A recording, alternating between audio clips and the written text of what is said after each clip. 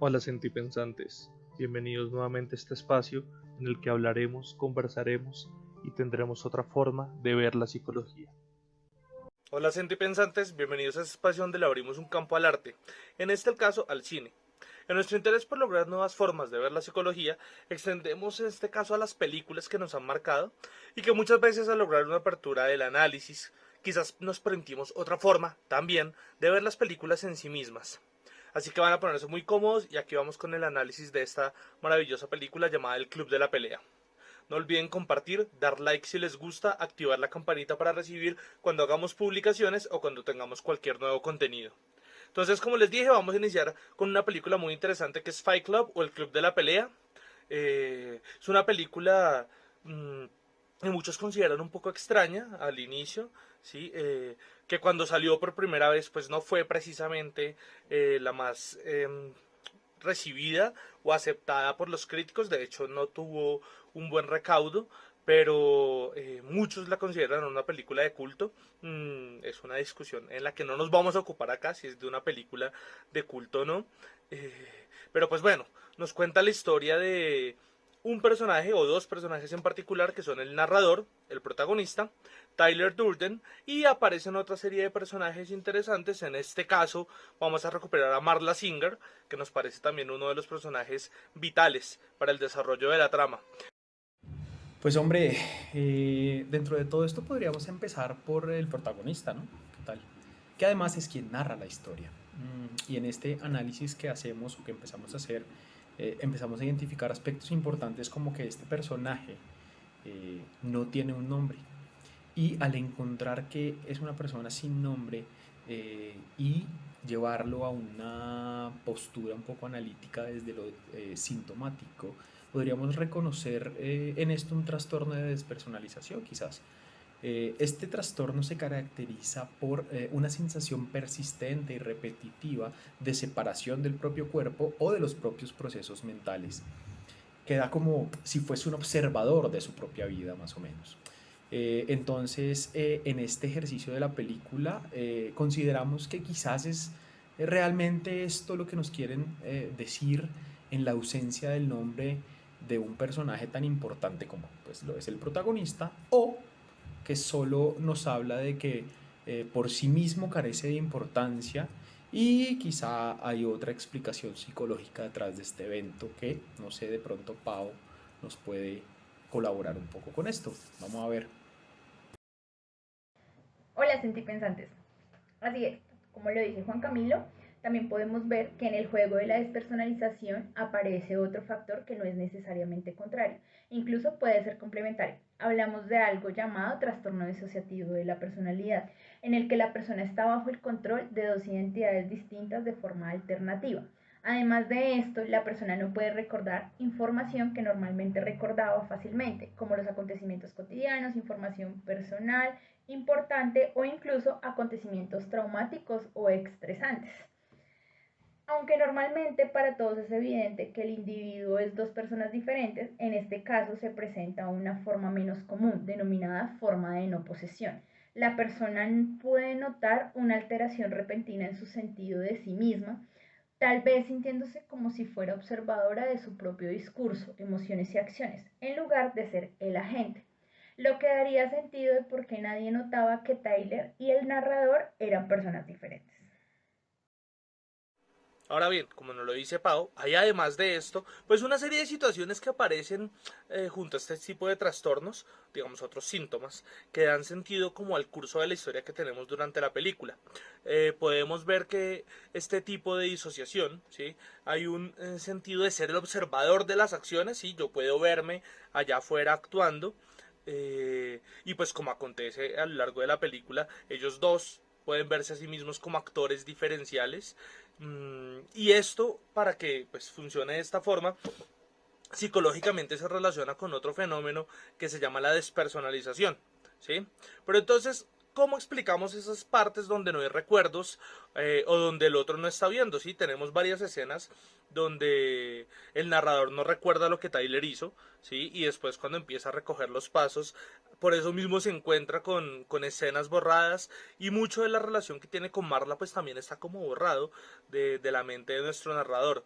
Entonces existen unos momentos donde pues una de las identidades toma total posesión de la otra y en este caso pues ese espectador desaparece por completo y eso hace que hayan esas lagunas mentales en nuestro narrador que son esos momentos donde Tyler tomó por completo la actuación de él.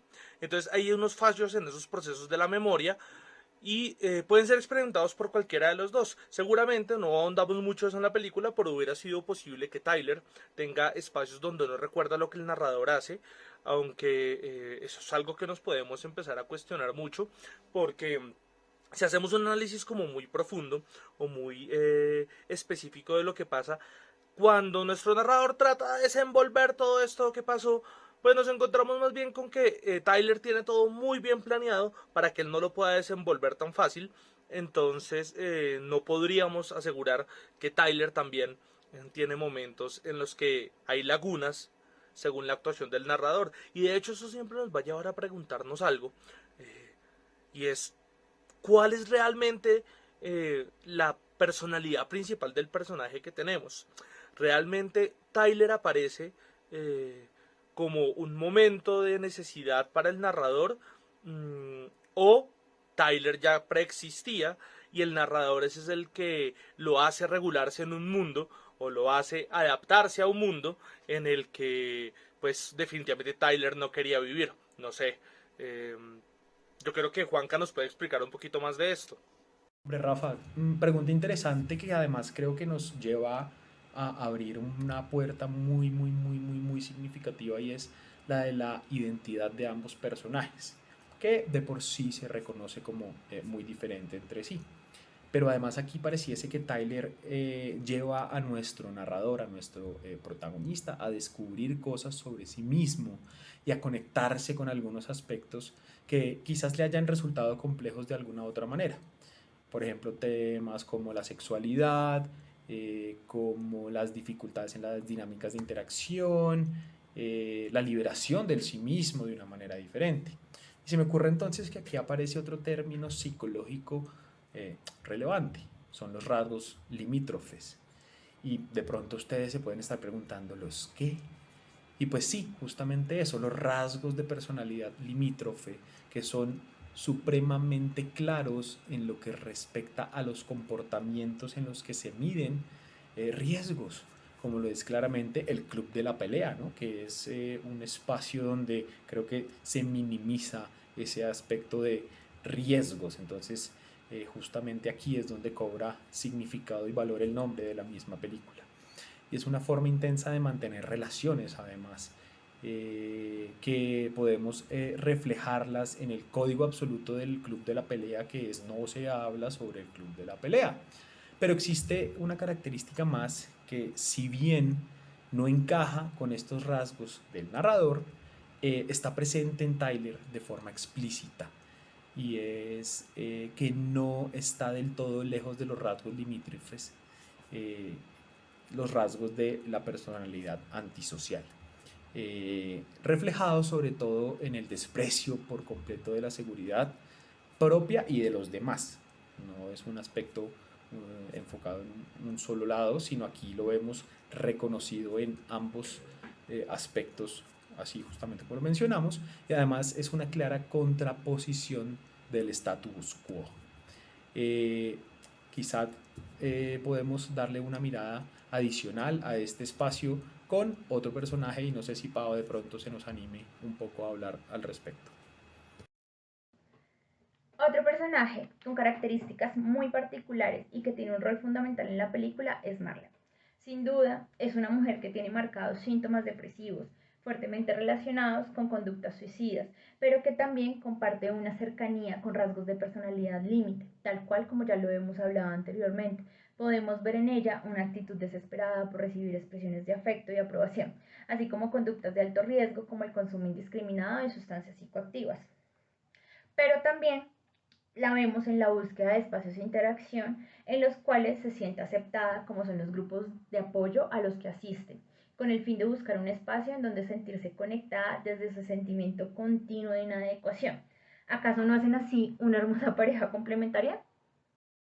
Y bueno, todo esto que les contamos aquí, Juanca, Pau y yo, pues realmente no hace más que esa mirada diagnóstica que como psicólogos podemos hacer de esta película. Habrán cosas que se nos escapan, habrá muchas otras que pueden nutrir la discusión. Invitamos a cualquier persona, sea colega, no sea colega, que si tiene alguna duda, algo más en lo que piensa que podemos ahondar, que podemos seguir hablando, o alguna película que quisieran de la que habláramos, por favor nos lo escriban en los comentarios. Eh, pues para nosotros es maravilloso poder hacer como esta disección de los personajes y hablar un poquito de eso que nos apasiona a todos como psicólogos, y pues a los que no son psicólogos también la curiosidad que los puede apasionar de conocer un poco más del tema. Esperamos definitivamente que hayan disfrutado este espacio, estamos atentos a las preguntas, comentarios que nos quieran hacer, ahí prestos a responderles. Un feliz resto de día, que esté muy bien, sentipensantes, y nos vemos en una próxima entrega.